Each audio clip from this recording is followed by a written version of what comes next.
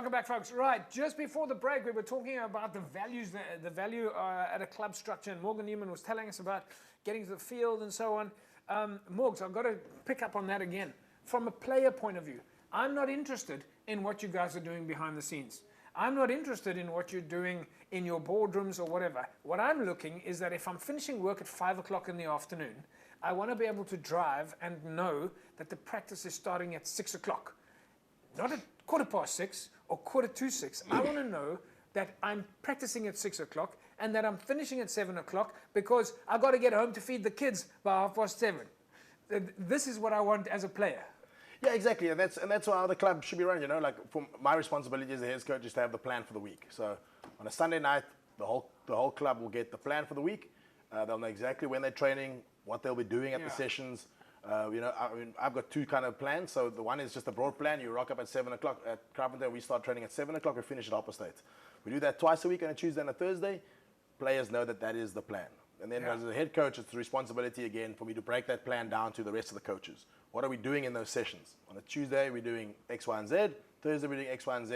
And potentially we have a Saturday game. Then, you know, what's our plan for the weekend against who we're playing, etc., etc.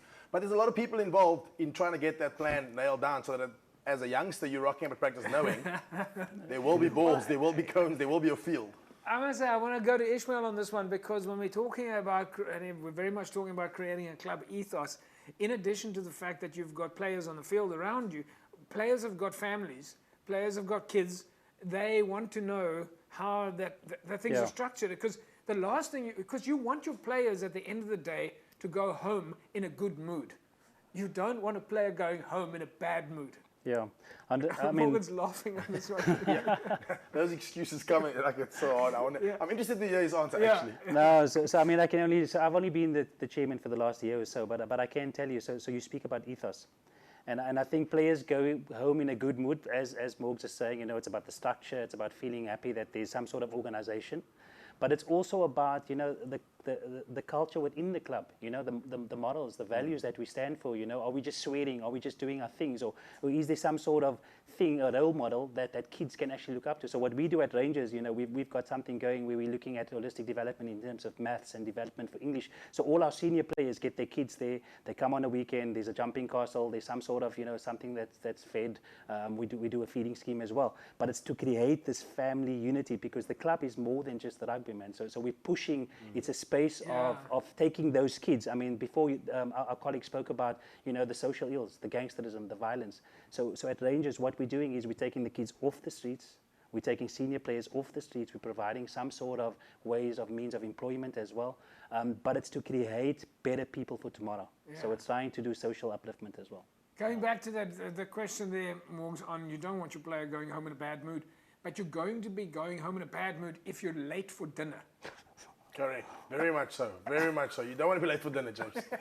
Oh, you don't want to be late for practice in my practices either. All right, folks, we've got a little video clip here. This is from Gino Topley. Gino, of course, sent us some nice training footage.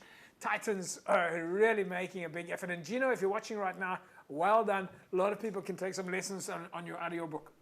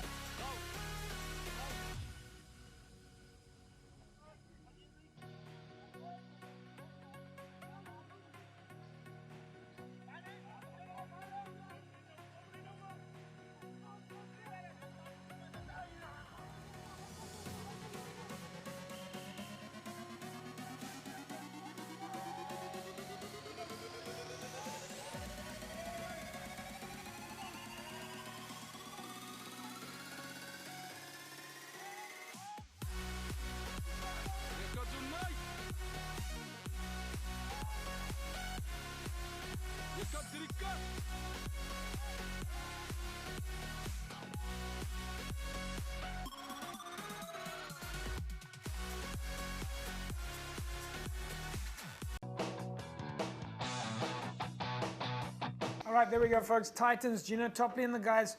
A little bit of nighttime footage there. Morg's nice to see. I mean, we've had so many discussions, but nice to see the guys are. Everyone's back on the field. Yeah, numbers are good. Oaks are getting out there, Yeah. running around, and yeah, I mean that's what club rugby is all about.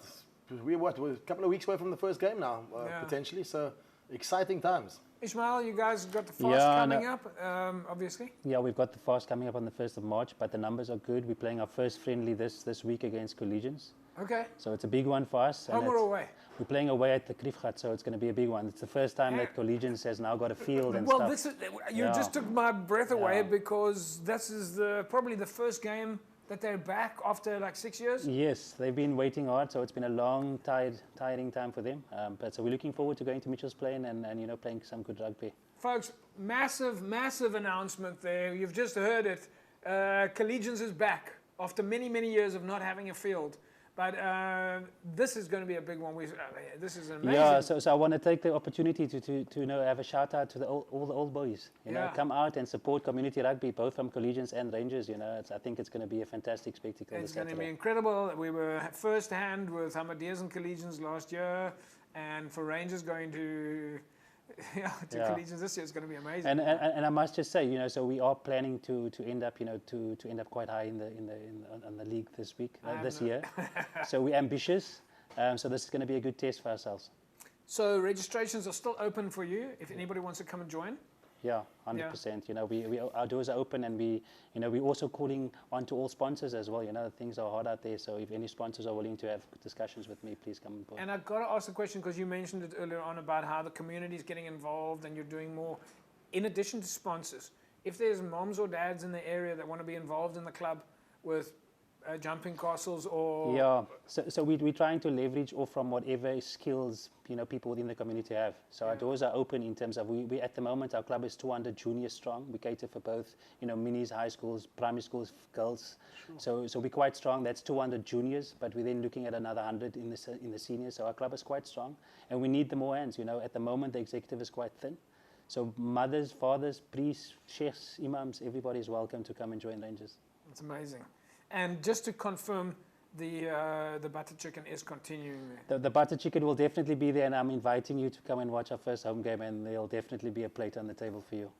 All right, folks. So there. Yeah, JP's there. He's sold. JP's sold. I'm in, yeah, no, but I think for folks that don't know, folks, in club rugby, if you're watching this for the first time, a lot of clubs, they get together after matches, and the players get together, and the administrators and so on get together, and it's a fantastic part of Western Province club rugby and the clubs who really look after their players.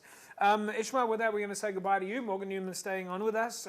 Thanks, JP. I'm looking forward to some good chow there, but I'm also looking forward to you guys having an amazing season. Thank you so much. Appreciate it, man. Thanks to Cape Rugby. Thanks, folks. All right, folks, we'll be talking a lot more about Rangers in the weeks to come, and in fact, for the years to come.